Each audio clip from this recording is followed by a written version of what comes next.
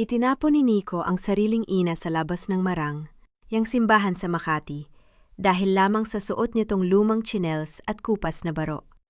Habang nagdiriwang ang mga manansala sa yaman, naiwan si Cora sa gitna ng malamig na ulan, hawak ang pusong dinurog ng sariling anak. Sabi ni Nico, katulong lang niya ito. Ngunit hindi nila alam, hawak ni Cora ang buong kapalaran ng mga manansala. Babawiin ko ang lahat ng ibinigay ko sa iyo, Nico. Sapat ba ang pagsisisi kapag ang lahat ay naging abo na Sabi ko naman sa iyo, nanay, huwag kang lalapit sa mga manansala ngayon. Nakakahiya. Kung tatanungin ka ng bisita, sabihin mo na lang na dati mo akong taga-alaga sa probinsya. Huwag mong sabihing ina kita. Nakatayo si Cora sa tapat ng bahagyang nakabukas na pinto ng silid-bihisan ng simbahan sa Makati. Ang lamig ng aircon sa Marang, yang pasilyo ay dumarampi sa kanyang muha.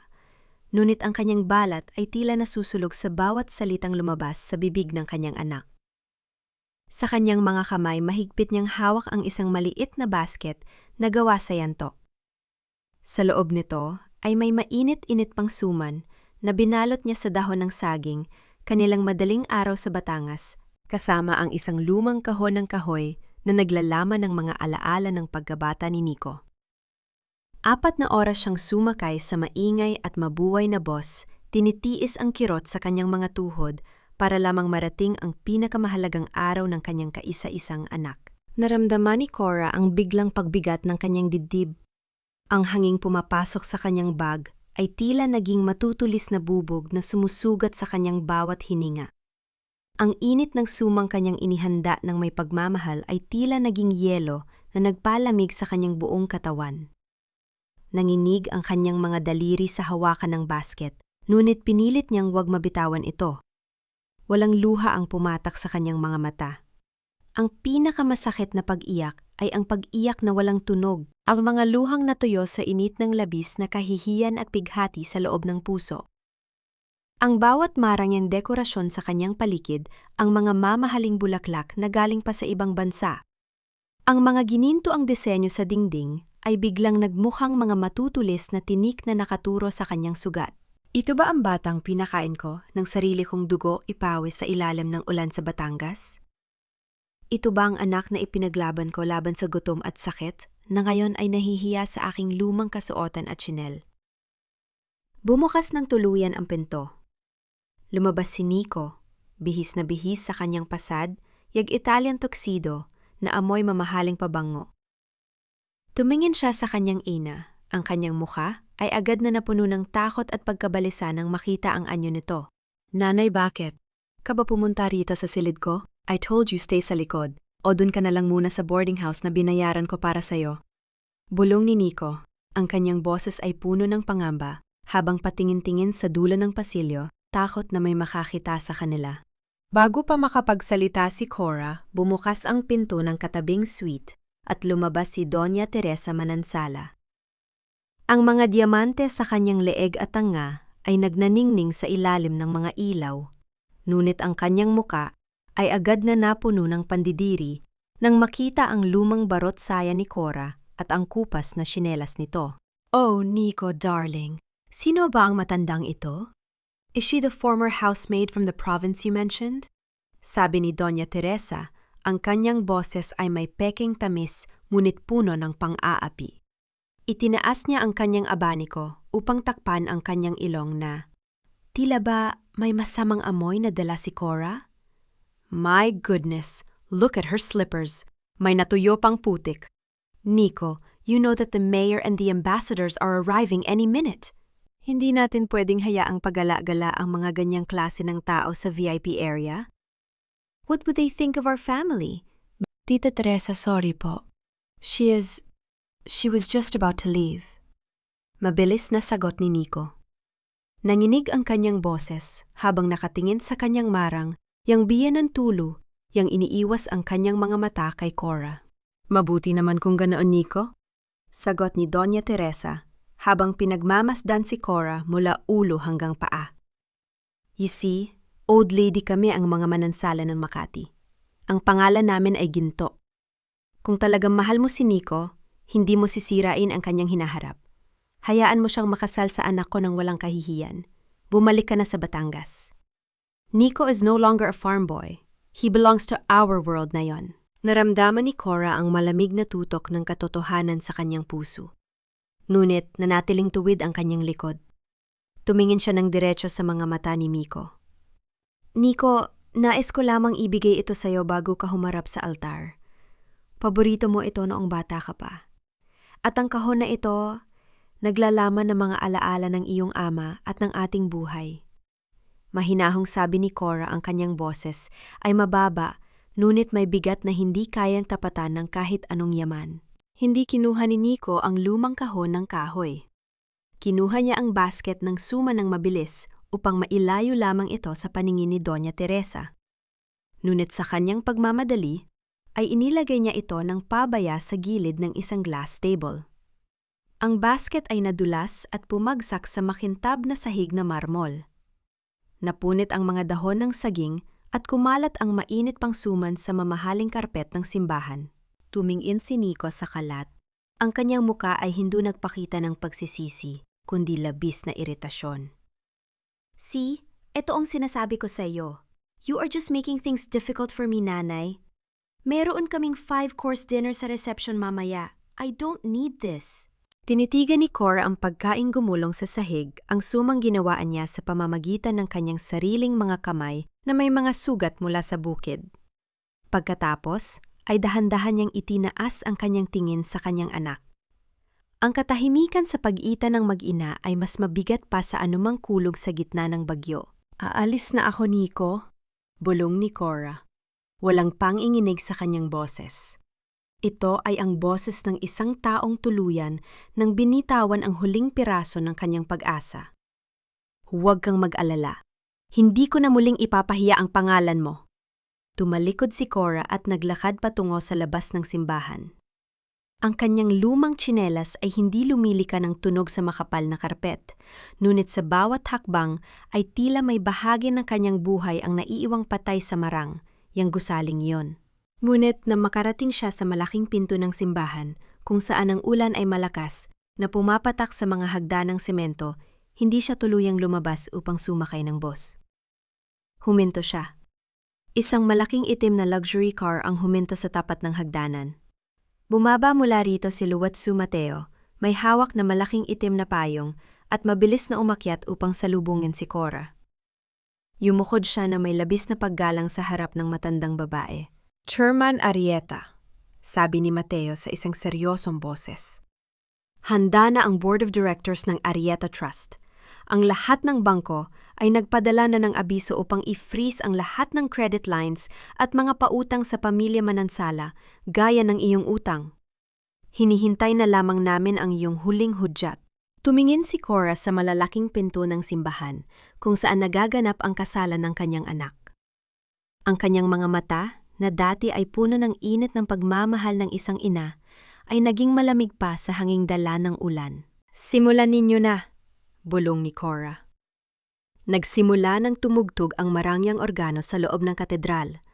Ang bawat nota ay umalingaw-ngaw sa mataas sa kisame, tila nagbabadya ng isang engrandeng pagdiriwang.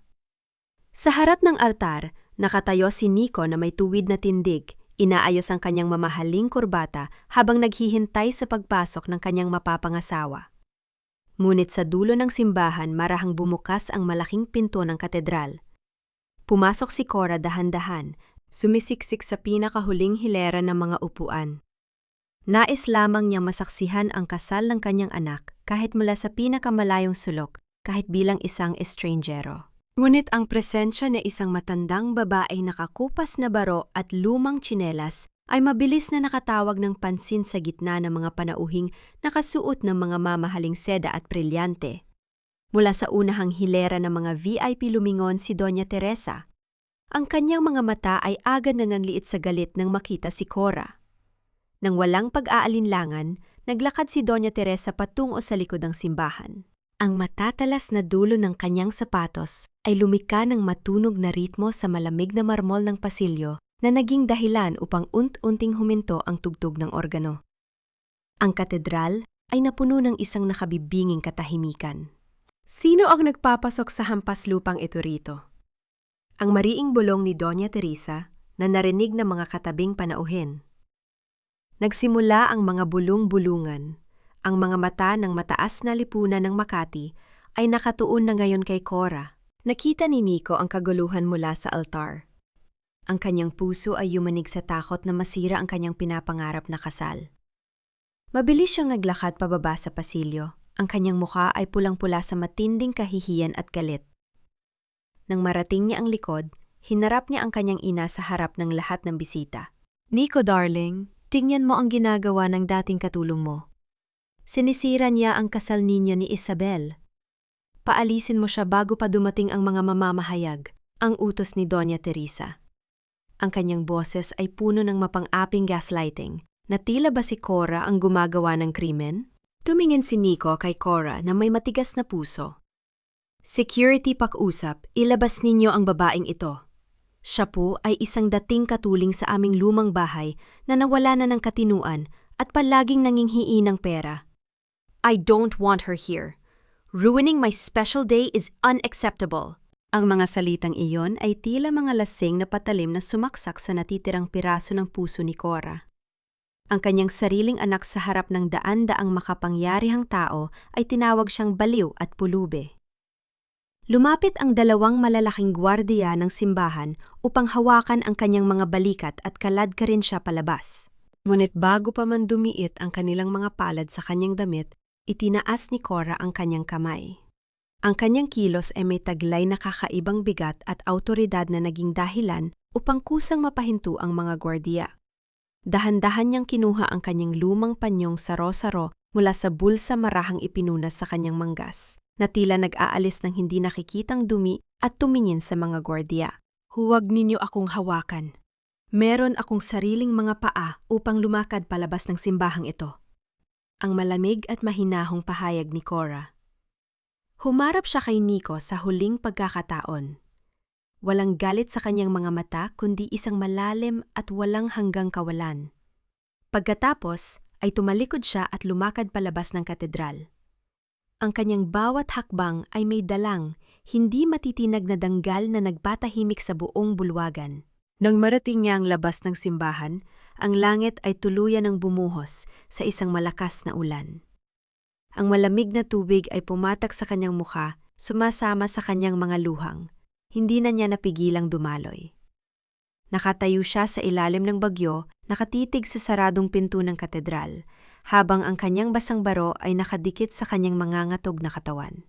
Sa sandaling iyon, ang telepono ni Doña Teresa na naiwan sa kanyang upuan sa unahan ay nagsimulang manginig ng walang humpay. Isang sunod-sunod na pulang mensahe ang lumitaw sa screen mula sa pangunahing bangko ng bansa na naglalaman ng mga babala ng agarang pag-freeze ng kanilang mga ari-arian at ang pagkansela ng lahat ng kanilang mga pautang. Ang simula ng kanilang paghuhukom ay nagpapadala na ng unang alon ng takot. Abang nakatayo si Cora sa ulan, ang malalaking pinto ng katedral ay biglang bumukas muli. Ngunit hindi ang mga panauhin ang lumabas, kundi ang isang pangkat ng mga lalaking naka-Amerikana na may dalang mga opisyal na dokumento ng korte at ng Arrieta Trust handang pumasok sa gitna ng seremonya upang ihinto ang lahat ng karangyaan ng pamilya Manansala. Ang tunog ng mga kampana ng simbahan ay nagsimulang tumunog, ngunit sa pagkakataong ito, ang bawat tunog ay hindi nakatunog ng pagdiriwang kundi ng isang hatol na nagbababadya ng mabilis na pagguho ng kanilang mundo. Ang malalaking pinto ng katedral ay nanatiling nakabukas habang ang pangkat ng mga lalaking naka-Amerika ng itim ay naglakad sa gitnang pasilyo. Sa unahan nila ay si Luwatsu Mateo, hawak ang mga selyadong dokumento ng Arrieta Trust.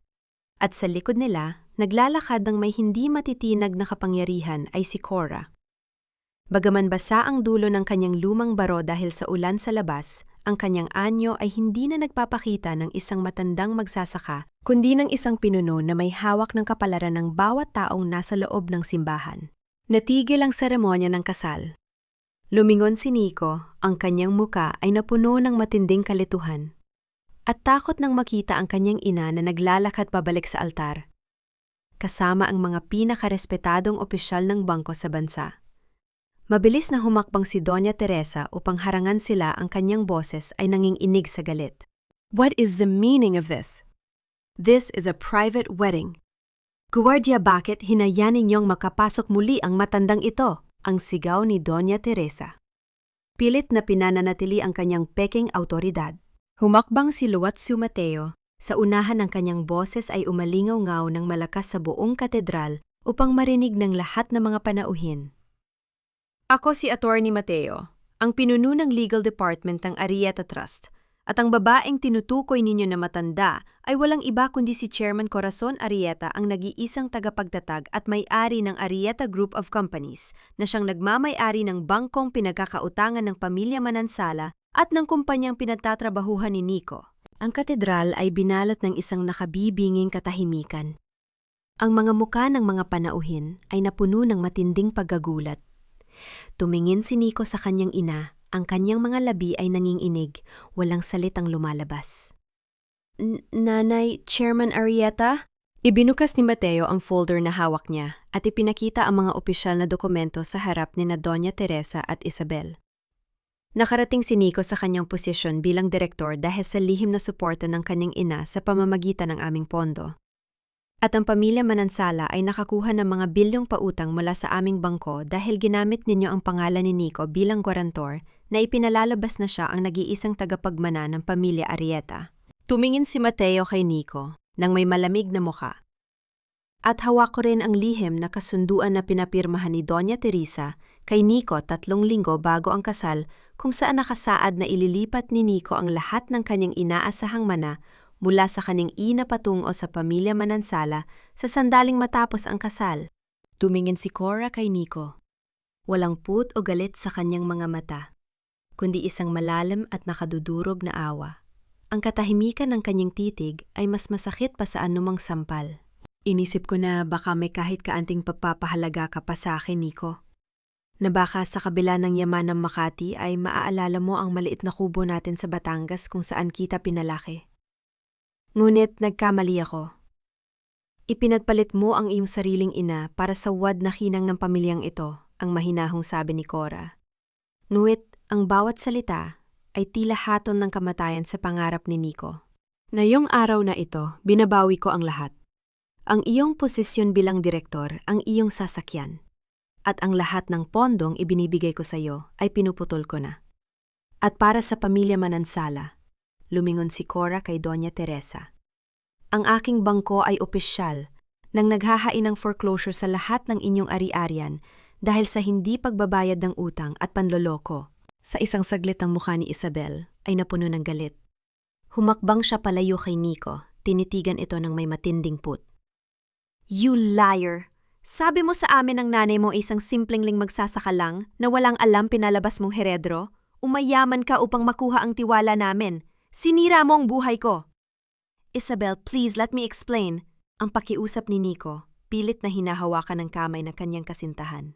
Ngunit marahas na tinabig ni Isabel ang kanyang kamay. Hinubad niya ang kanyang gintong singsing na may diamante at buong lakas na itinapon ito kay Nico.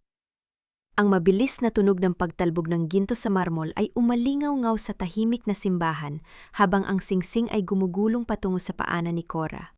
Nang hina ang mga tuhod ni Nico, tuluyan siyang napaluhod sa malamig na marmol ng katedral, nakatitig sa singsing na huminto sa tabi ng lumang tsinelas ng kanyang ina, habang ang kanyang marangyang mundo ay tuluyang nagiging abo sa kanyang paligid. Ang dati ay tinitingalang bintana ng kanyang marangyang opisina sa Makati ay naging simbolo na ngayon ng kanyang pagkawala. Nakatayo si Nico sa tapat ng lobby habang ang mga gwardiya ng kumpanya ay lumabas, dala ang isang karton na naglalaman ng kanyang mga personal na gamit. Itinapon ito ng gwardiya sa kanyang paanan nang walang kahit kaanting paggalang. Ang parehong gwardiya na tuwing umaga ay yumuyukod sa kanya kapag bumababa siya mula sa kanyang sasakyan.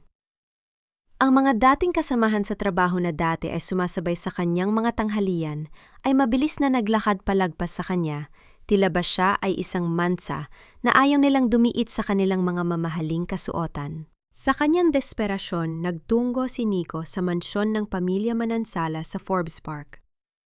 Ngunit bago pa man niya mahawakan ang malaking gintong hawakan ng gate, hinarangan na siya ng mga armadong gwardiya ng subdivision sa utos ni Doña Teresa. Lumitaw si Isabel sa balkona, kasama ang kanyang ina nakatingin sa kanya mula sa itaas nang may walang kapantay na lamig. Isabel, please let's talk. Hindi ko ginustong magsinungaling sa inyo. Mahal kita. Ang sigaw ni Nico. Ang kanyang boses ay pumiyok sa gitna ng init ng kanyang mga luha. Tumingin sa kanya si Isabel, walang bakas ng pagmamahal sa kanyang mga mata. Nico, look at yourself. You are nothing but a fake. Bakit mo naman inisip na papatulan kita kung alam kong isang magsasakalang pala ang nanay mo, minahal kita, dahil sa kumpanya sa kotse mo at sa pangalan ng pamilya mo na akala namin ay totoo? Now that you are garbage, please leave. Nakakahiya sa mga kapitbahay namin. Isabel? Ang tanging nabigkas ni Nico habang ang gate ay marahas na isinara sa kanyang harapan. Ang tunog ng pagkakakandado ng bakal ay tila huling hatol sa kanyang pangarap na buhay mayaman.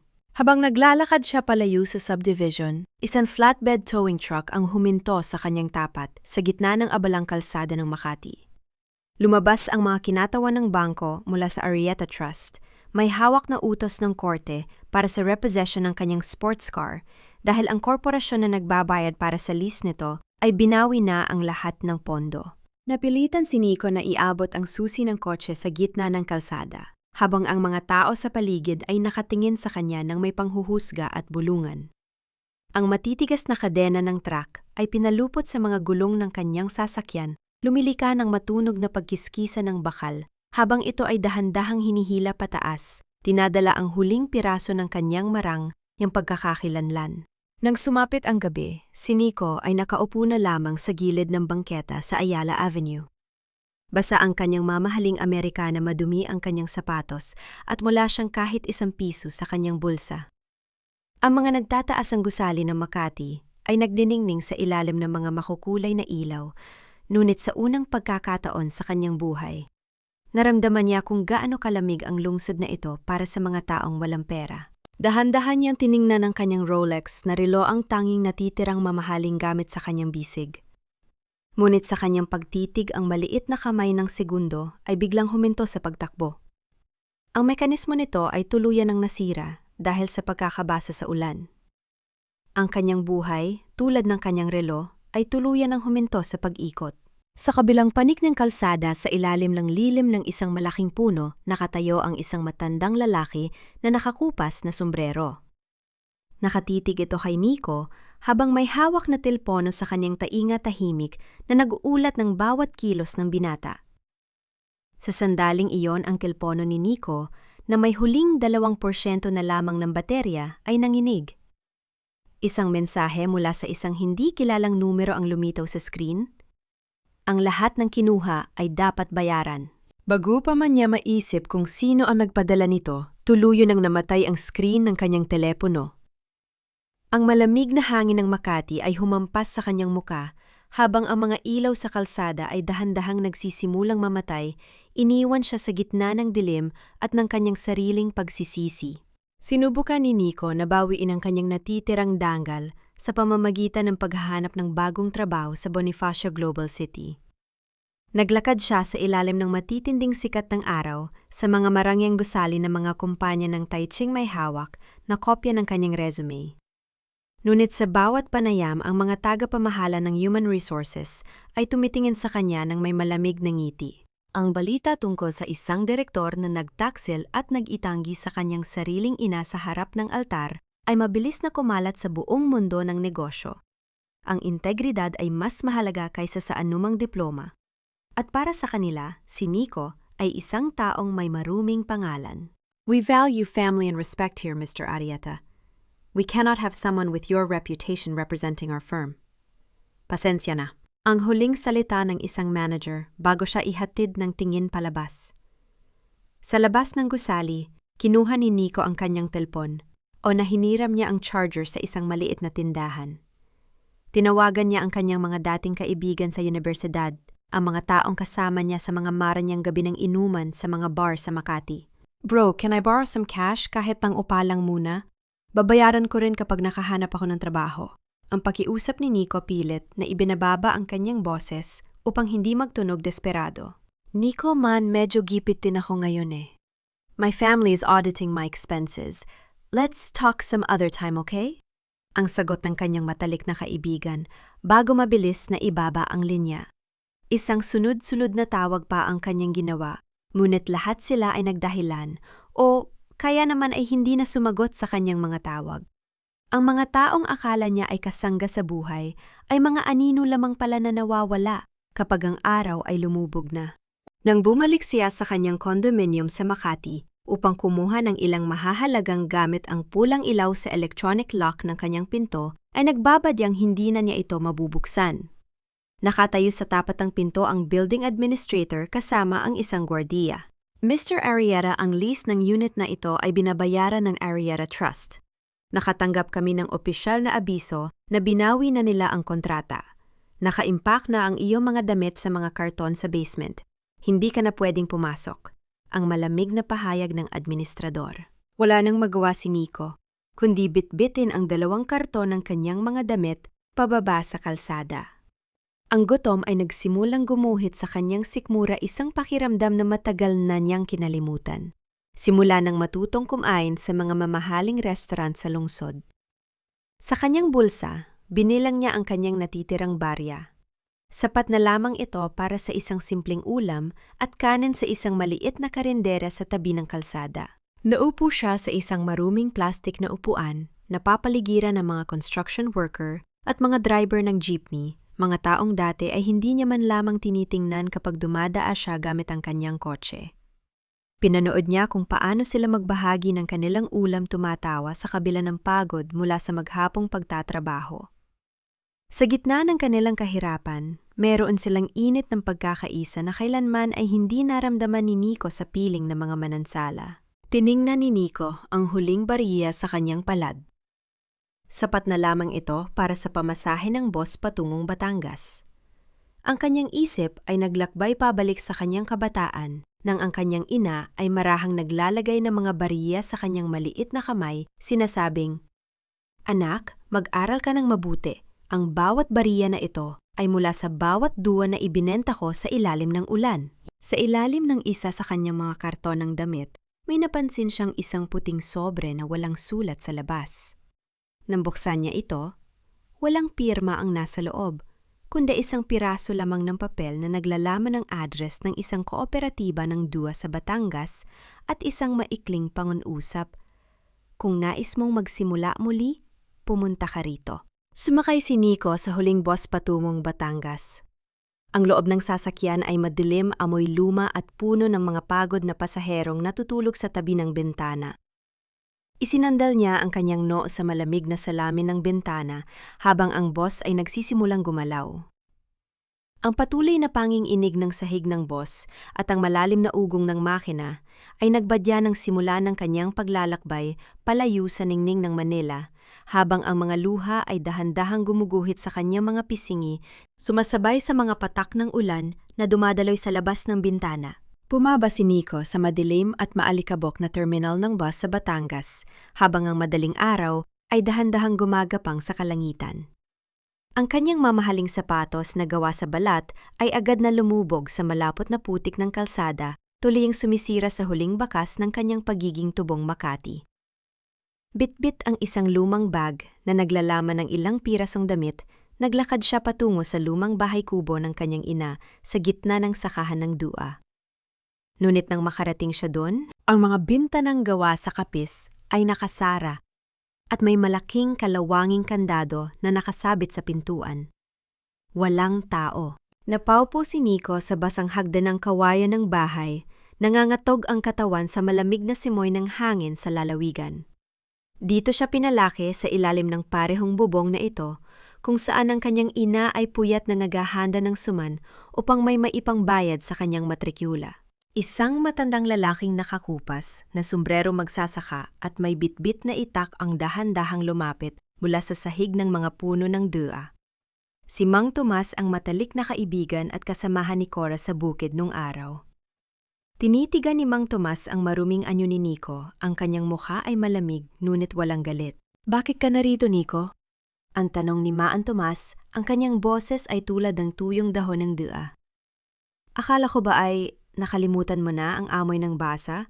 Ang lupa ng Batangas dahil mas mabango ang simoy ng hangin sa Makati? Yumuko si Nico. Ang kanyang mga mata ay nakatitig sa putik sa kanyang sapatos. Wala na akong mapupuntahan, Mang Tomas. Nawala ang lahat sa akin. Nawala ang lahat sa'yo dahil itinapon mo ang pinakamahalagang bagay na mayroon ka. Ang diretsyong sagot ni Tomas. Tumingin siya sa malawak na sakahan. Kung pumunta ka rito upang magreklamo o humingi ng awa dahil nasira ang marangyang buhay mo sa Manila, maglakad ka na pabalik sa terminal. Ngunit kung nais mong kumain ng marangal sa pamamagitan ng sarili mong pawis, may maliit na kubo sa dulo ng bukid, dun ka tumira. Bukas magsisimula ka sa kooperatiba. Walang Direktor Nico rito. Isang simpleng manggagawa ka lamang. Tinalikuran siya ni Tomas at naglakad palayo. Walang ibang pagpipilian si Nico, kundi bitbitin ang kanyang bag patungo sa dulo ng sakahan. Ang kubo ay maliit, gawa sa kawayan at nipa at walang kuryente.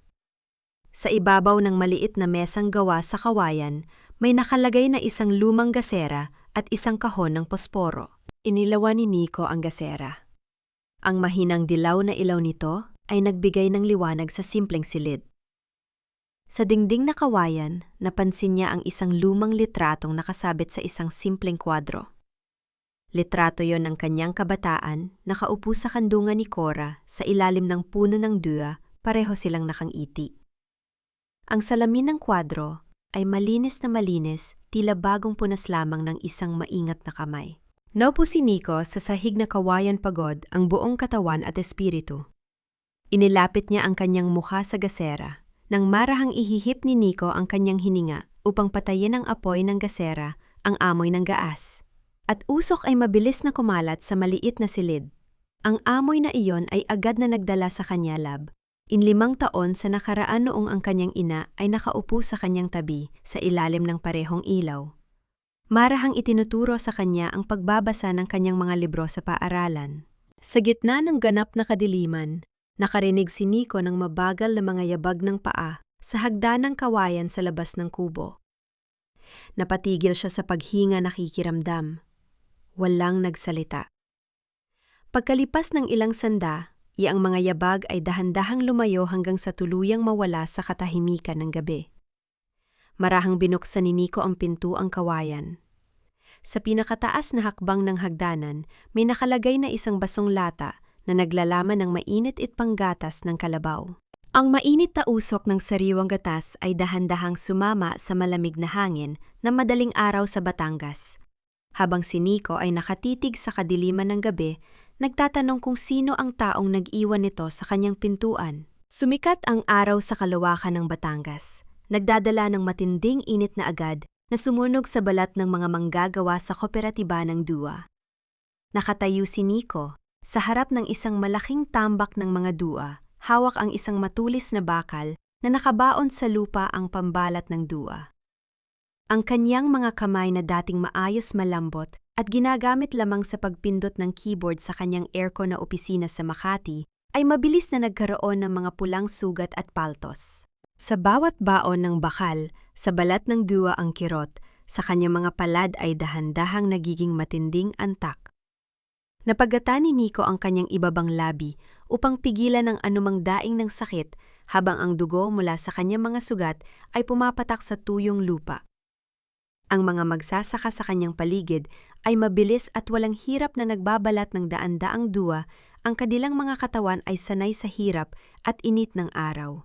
Lumapit sa kanya ang isang matandang babaeng nakasuot ng simpleng duster at apron na gawa sa lumang katsa.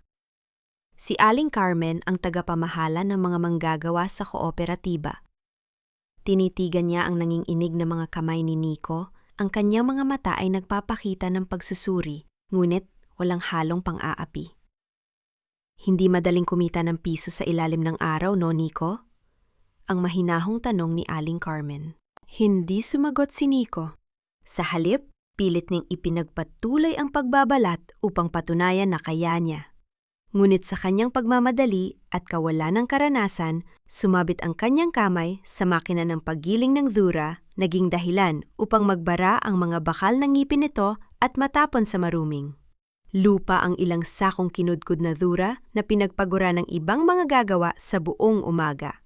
Napatigil ang lahat.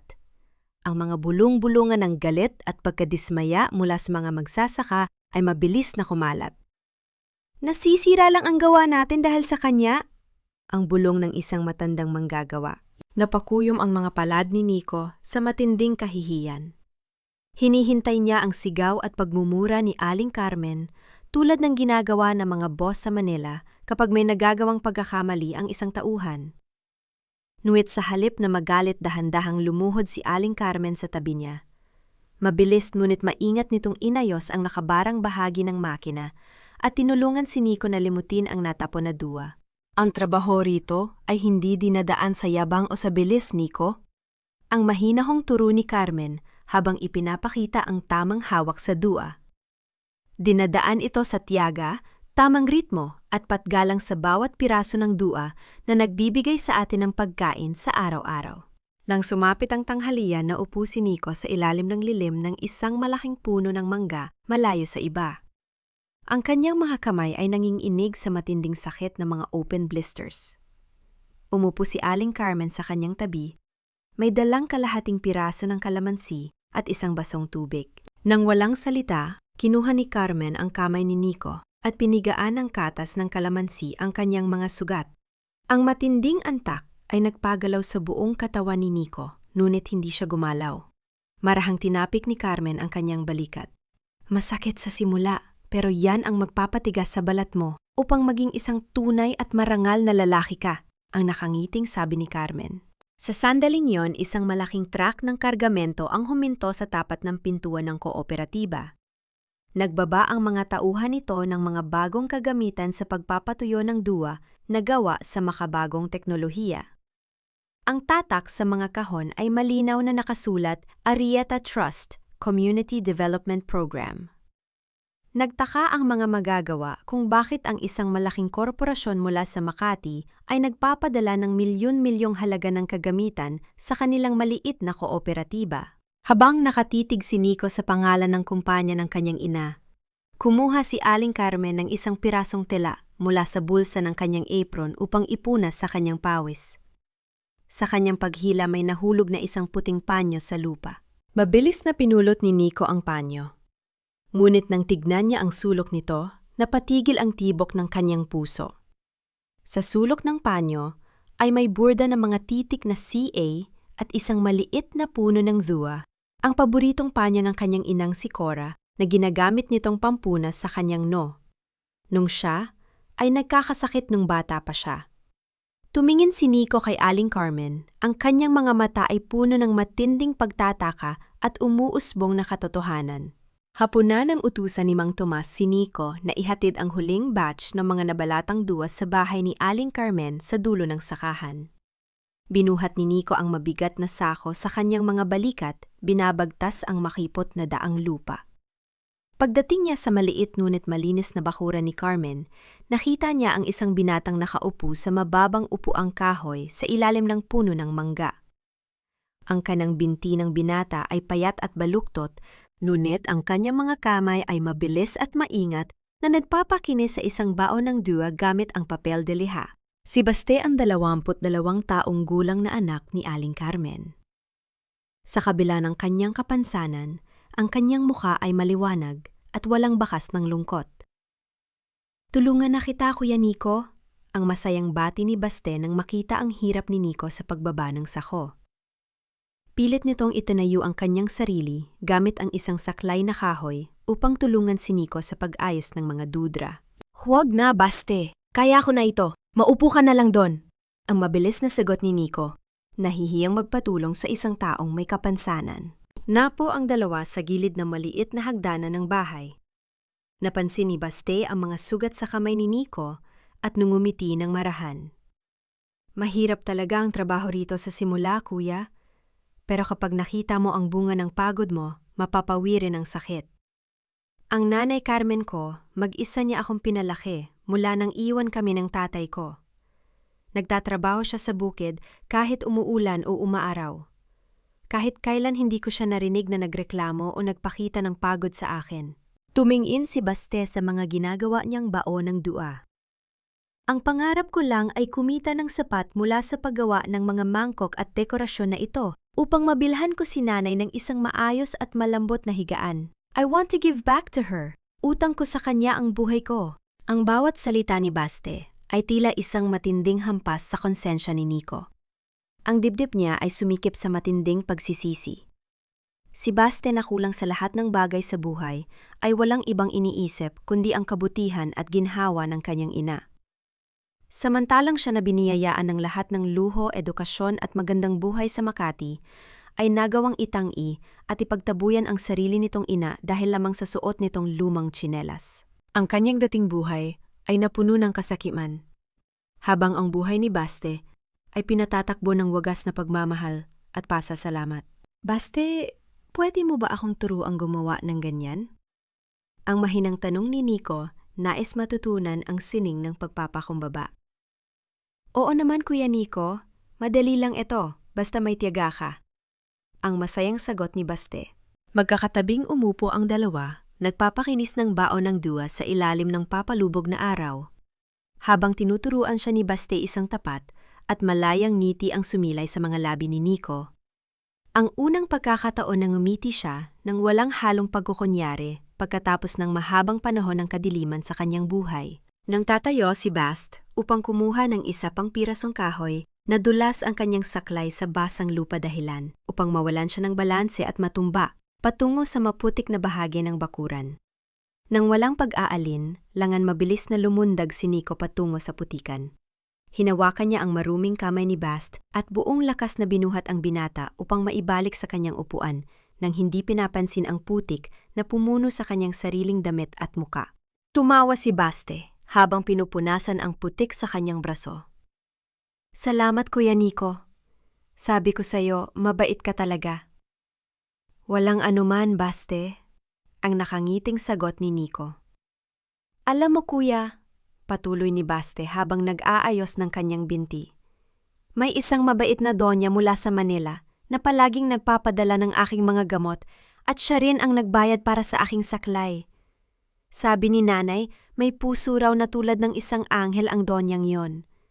Cora raw ang kanyang pangalan. Napatigil si Nico.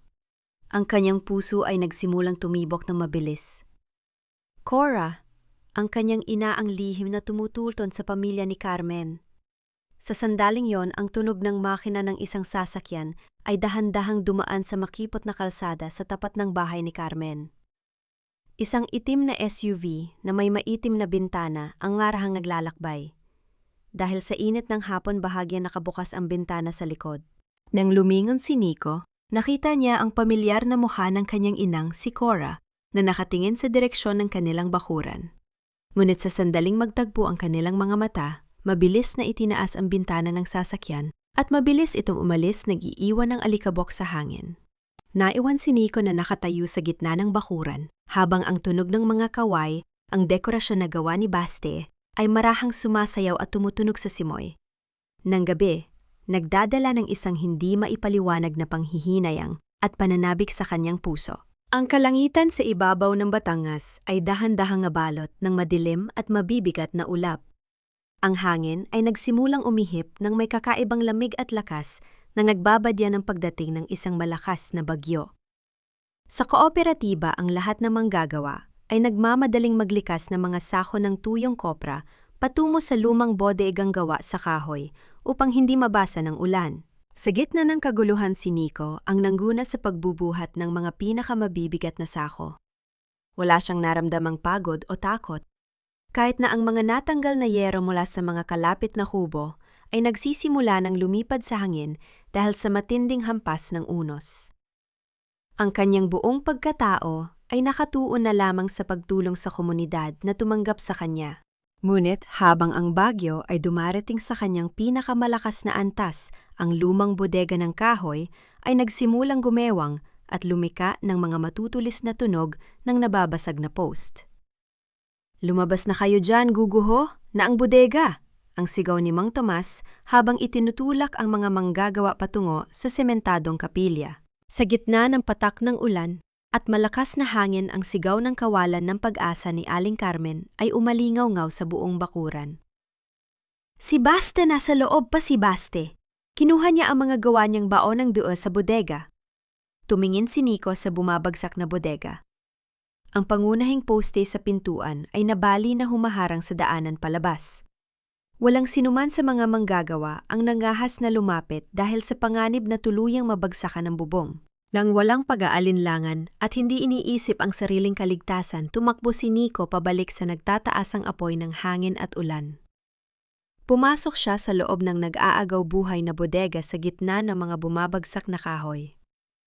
Sa pinakaloob na sulok, nakita niya si Baste na nakalugmok sa sahig, nakatakip ang mga kamay sa kanyang ulo, habang ang kanyang binti ay naipit sa ilalim ng isang mabigat na haligi ng kahoy. Karga-karga pa rin ng binata ang maliit na kahon ng kanyang mga gawang handicraft. "Kuya Nico, huwag ka nang pumasok, guguho na ito!" Ang sigaw ni Bast sa gitna ng takot. "Hindi kita iiwan dito, Bast!" Ang sigaw ni Nico. Lumuhod siya sa tabi ng binata, ipinukpok ang kanyang balikat sa mabigat na kahoy, at sa pamamagitan ng buong lakas ng kanyang katawan, ang lakas na nakuha niya mula sa mga linggo ng barangal na pagtatrabaho sa bukid, binuhat niya ang haligi at hinila si Bast palabas. Habang dinala niya si Bast sa kanyang likod patungo sa pintuan, ang gitnang bubong ng bodega ay tuluyan ng gumuho. Ang pintuan ay pilit na nabara ng isang malaking barandilya. Ngunit bago sila tuluyang makulong sa loob, isang misteryosong figura na nakakapot sa isang malaking bareta mula sa labas, ang buong lakas na nag-angat sa nakabarang kahoy, nagbubukas ng sapat na daanan para sa kanila. Mabilis na itinulak ni Nico si Baste palabas, at gumapang siya kasunod nito, ilang segundo lamang bago tuluyang gumuho ang buong bodega sa kanilang likuran. Nang dumingon si Nico upang pasalamatan ang taong nagligtas sa kanila, ang figurang yon na nakakapot sa raincoat ay mabilis na nawala sa gitna ng matinding buhos ng ulan at kadiliman ng unos. Nagtakbo si Aling Carmen patungo sa kanila, umiiyak sa labis na kagalakan. Yuminakap siya ng mahigpit kay Baste at pagkatapos ay pinalibutan niya ng kanyang mga bisig. Si Nico hinahaga ng kanyang basang no habang umiiyak. "Salamat, Nico. Maraming salamat sa pagliligtas sa anak ko.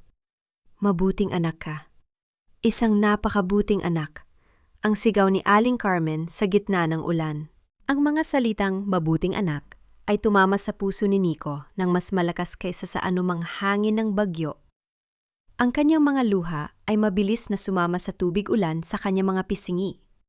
Sa unang pagkakataon sa kanyang buhay, naramdaman niya na ang kanyang existence ay may tunay na halaga. Nang humupa ang bagyo at pumasok sila sa silungan ng kapilya, naupo si Nico sa isang kahoy na kahon upang magpahinga.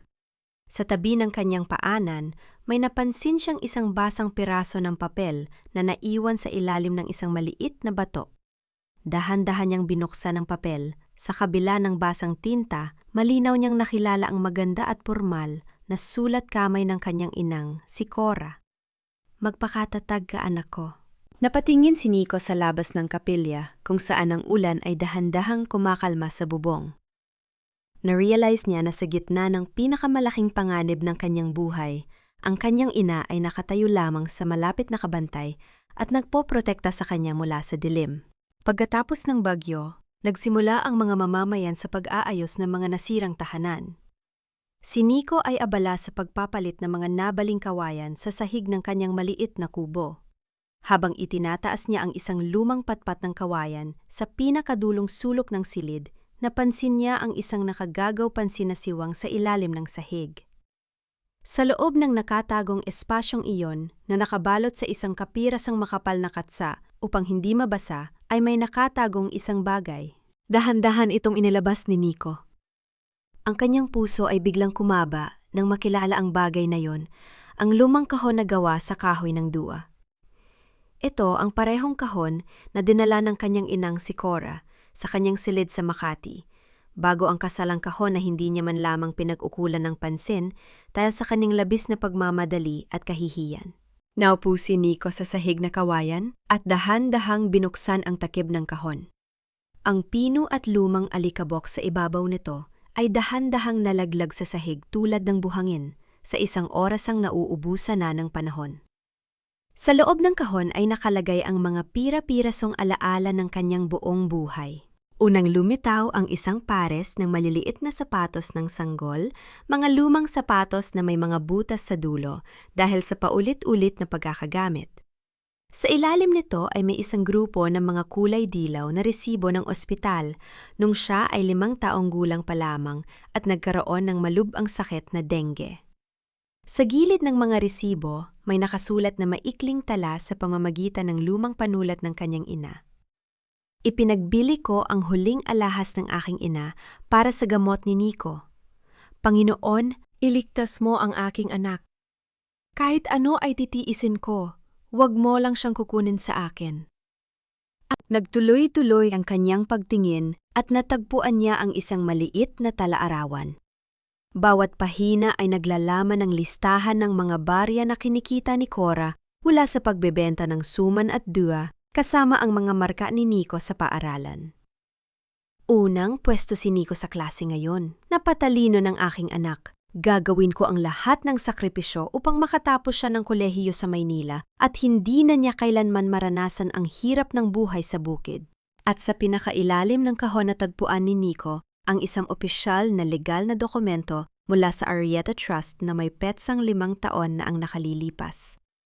Dito ay nakasaad na ang lahat ng yaman, gusali at kumpanya ng Arrieta Group ay nakalagay sa isang probisyon. Ang buong pamana ay ililipat lamang kay Nico kung siya ay lalaking may kababaang loob, danggal at pagmamahal sa kanyang pinagmulan. Ngunit kung siya ay malalason ng kayabangan at itataksil ang kanyang pamilya, ang yaman ay mapupunta sa pondo ng kooperatiba ng mga magsasaka. At si Nico ay kailangang magsimula sa pinaka-impyerno ng buhay upang matutunan ang tunay na halaga ng pagiging tao. Naunawaan na ng buong puso ni Nico ang lahat. Hindi siya kailanman gustong linlangin o paglaruan ng kanyang ina. Ang ginawa ni Cora ay hindi nagmula sa galit, kundi sa isang hindi kapanipaniwalang lalim ng pagmamahal, isang pagmamahal na handang magparusa at magtiis ng matinding sakit upang iligtas ang linhon ng kanyang anak mula sa kasakiman ng mundo. Isinandal ni Nico ang maliit na sapatos ng kanyang kabataan sa kanyang muka at dibdib. Ang sapatos ay amoy, lumang kahoy, at langis ng duwa pa rin ang amoy ng kanyang ina noong siya ay bata pa na palaging nagbibigay sa kanya ng pakiramdam ng kaligtasan. Napaluhod si Nico sa sahig, nakawayan ang kanyang buong katawan ay nanginginig sa matinding pag-iyak. Ang kanyang mga luha ay pumatak sa mga lumang sulat ng kanyang ina. "Patawad, nanay! Patawad sa lahat na kabastusan at kasalanan ko sa iyo." Ang kanyang paulit-ulit na sigaw sa gitna ng katahimikan ng kubo. Sa pinakailalim ng kahon, may napansin pa siyang isang maliit na susi na gawa sa tanso na may nakakabit na maliit na card, Arrieta Ancestral House, Batangas. Wala namang pintuan o kandado sa kubo na tumutugma sa susing yon.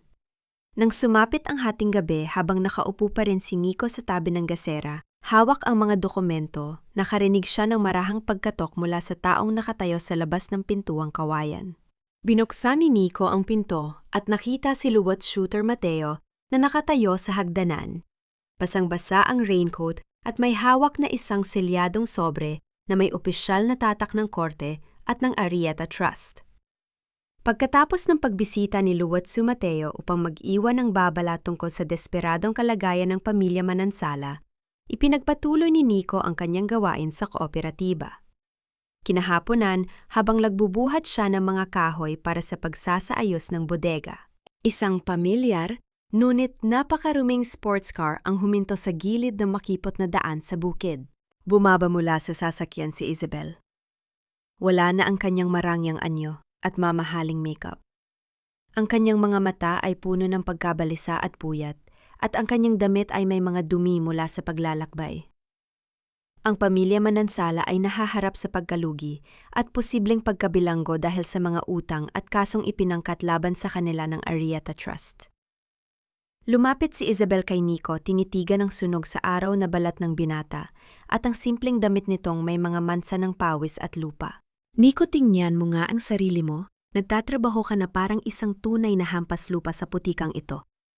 Ang panimula ni Isabel, pilit na ginagamit ang kanyang dating ganda upang makuha ang pansin ni Nico.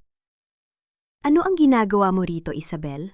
Ang malamig at mahinahong tanong ni Nico habang ipinagpapatuloy ang pag-aayos ng mga kahoy. Lumapit pa si Isabel at hinawakan ang braso ni Nico. Nico, listen to me. We can fix everything. Nalaman ng nanay ko na binisita ka ng abogado ng Arrieta Trust. Amel, kung may access ka pa rin sa mga confidential files at mga titulo ng lupain ng kooperatiba. May nakatagpong kumpanya sa Manila ang nanay ko, ang Vantage Group.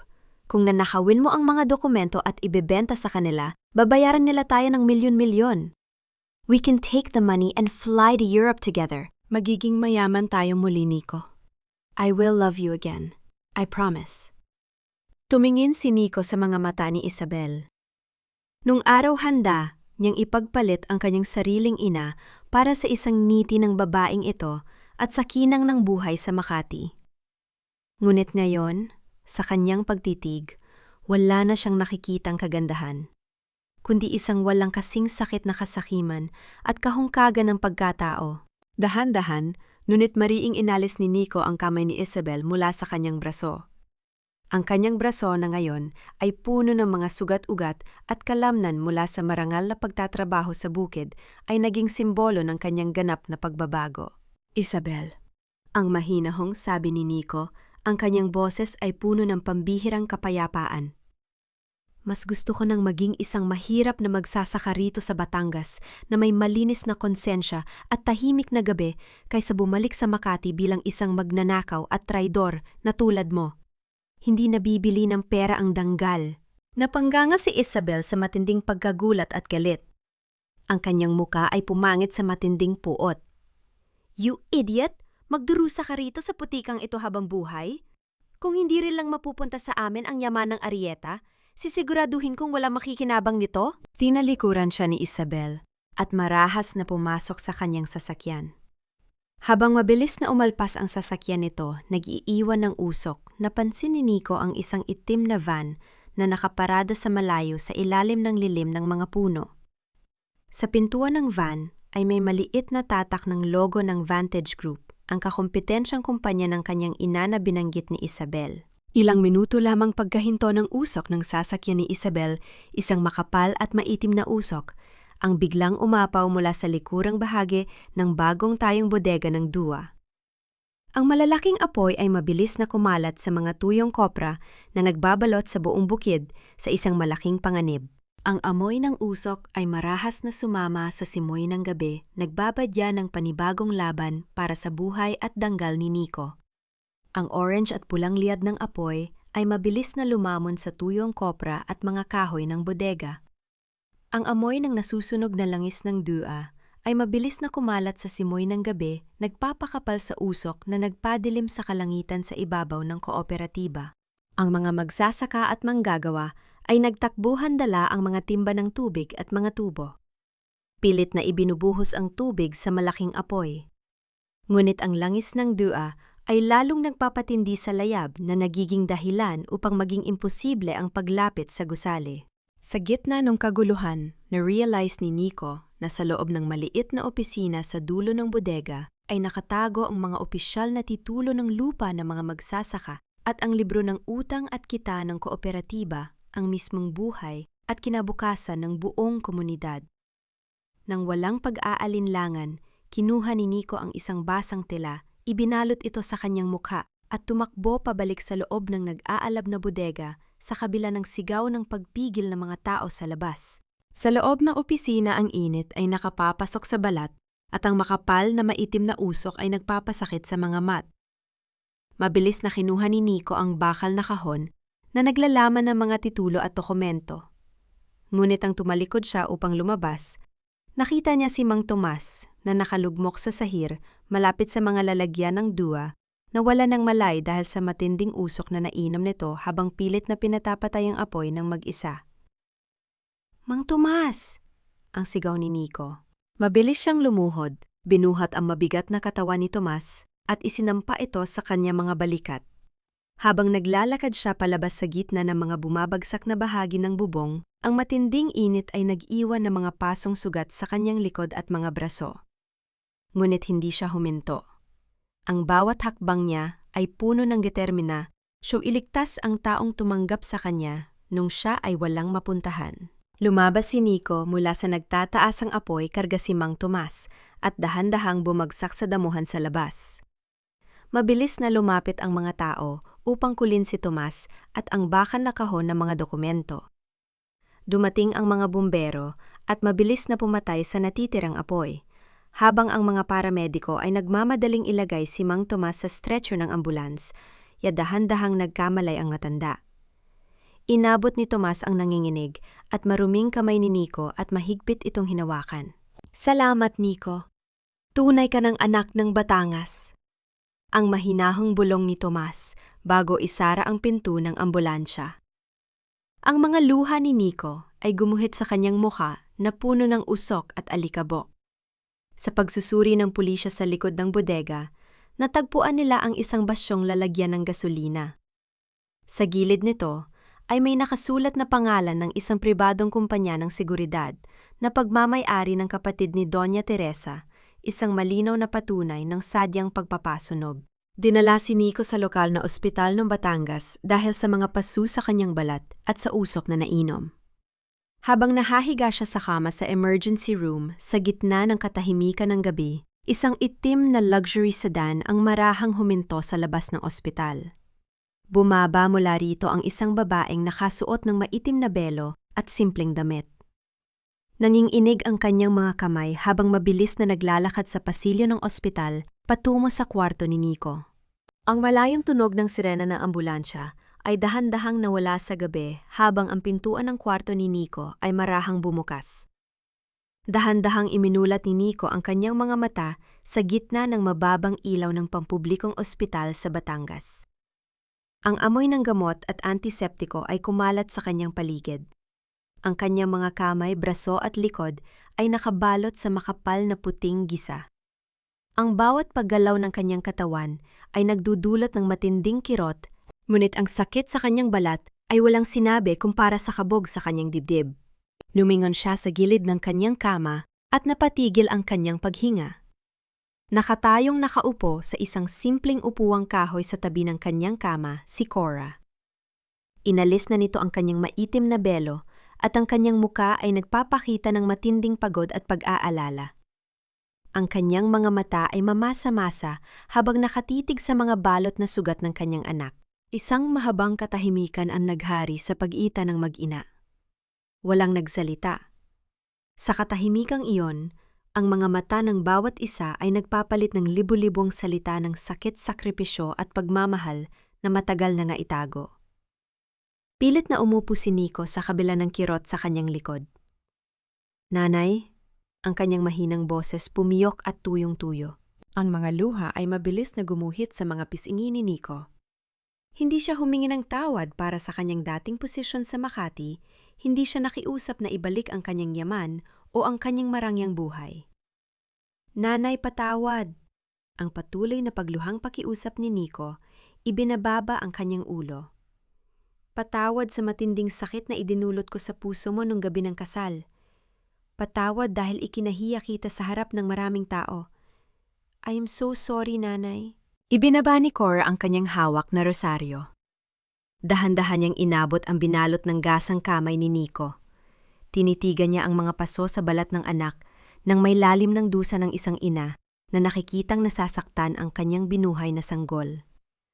Dahan-dahang inilapit ni Cora ang kanyang muka at marahang hinipan ang mga sugat sa kamay ni Nico, ang parehong kilos na ginagawa niya noong 5 taong gulang pa si Nico at nagkakasakit sa kanilang lumang kubo sa Batangas. Kailanman ay hindi nawala ang pagmamahal ko sa iyo, Nico. Ang mahinahong sabi ni Cora. Ang kanyang boses ay puno ng init na matagal na kinasabikan ni Nico. Ngunit ang isang inang tunay na nagmamahal ay hindi pwedeng hayaang mabulok sa kasakiman ang kaluluwa ng kanyang anak.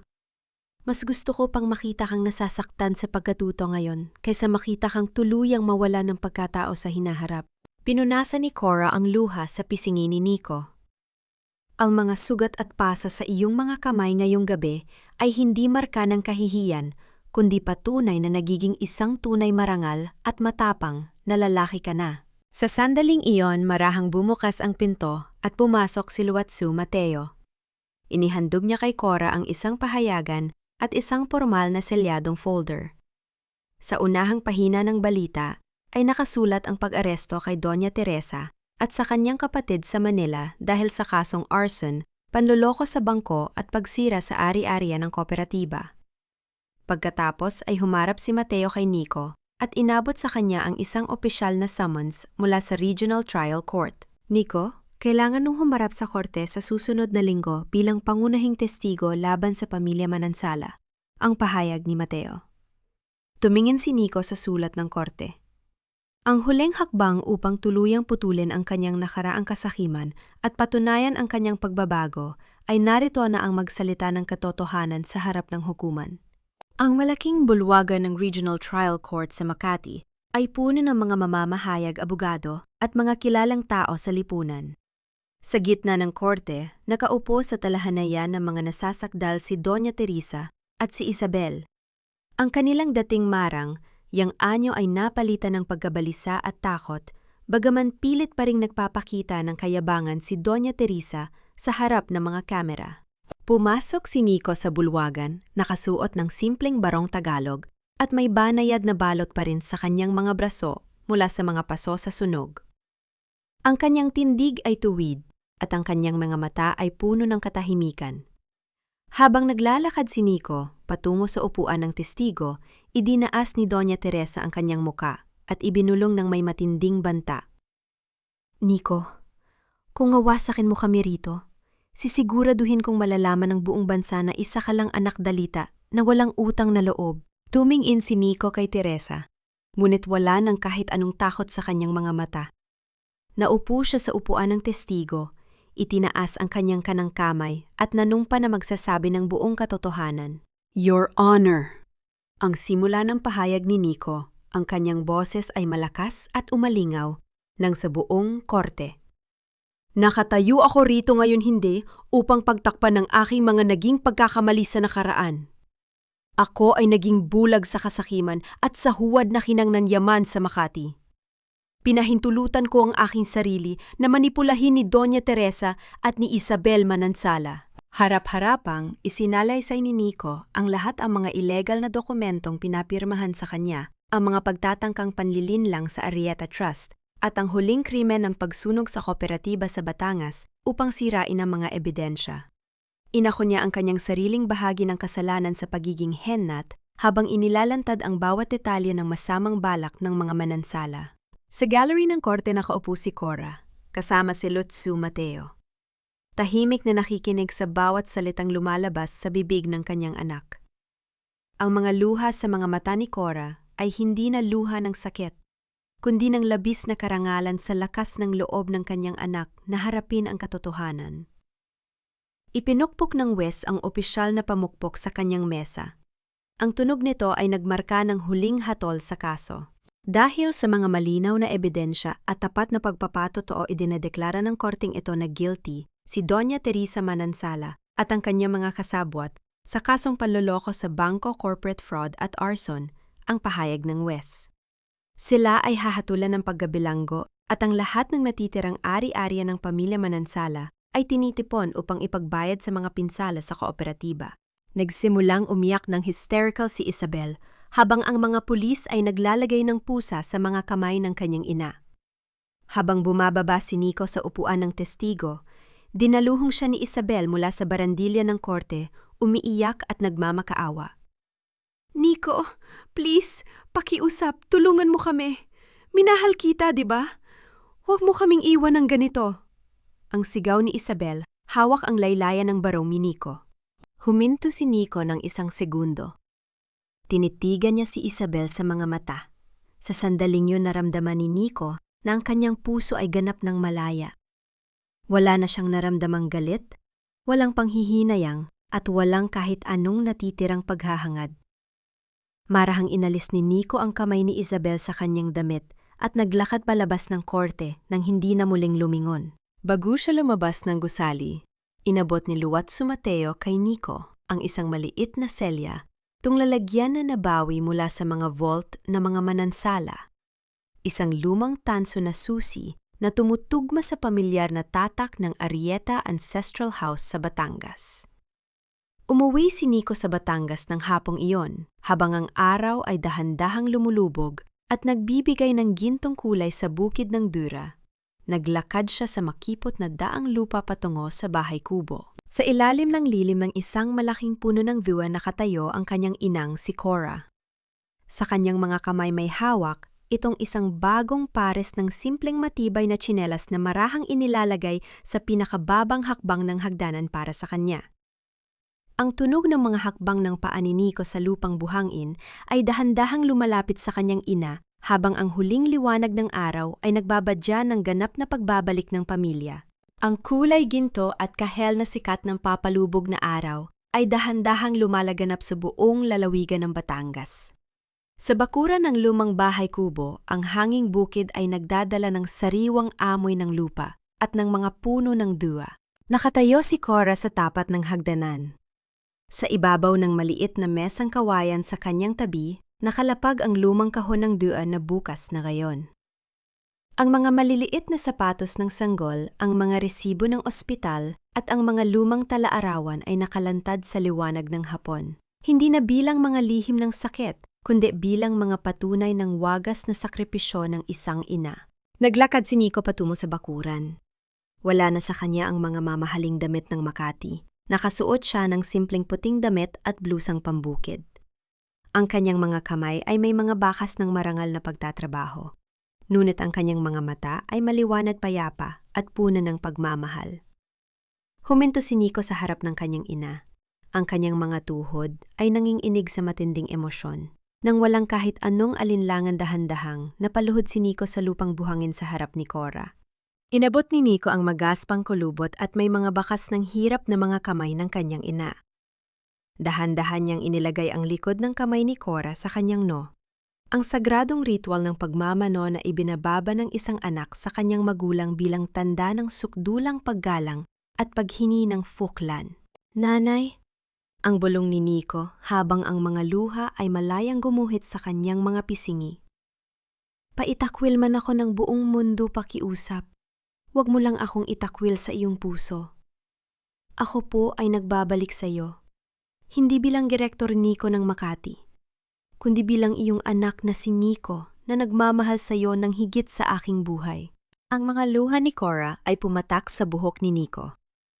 Dahan-dahan siyang yumuko pinalibutan ng kanyang mga mainit na palad ang mukha ng kanyang anak at buong pagmamahal itong itinayo mula sa pagkakaluhod. Ang pagdampi ng magaspang na kamay ni Cora sa no at mga pisini ni Nico ay nagpawi sa lahat ng matinding lamig at sakit ng gabing yun sa Makati nang itinanggi niya ang kanyang ina. Ang matinding init ng walang hanggang pagmamahal ng isang ina ay mabilis na nagpaapaw ng kapayapaan sa buong kaluluwa ni Nico. Binuksan ni Cora ang kanyang mga bisig at nayakap ng mahigpit ang kanyang anak. Mula noong araw na pinalaki kita sa aking mga bisig, sa lalawigang ito kailanman ay hindi ka nawala sa puso ko, Nico.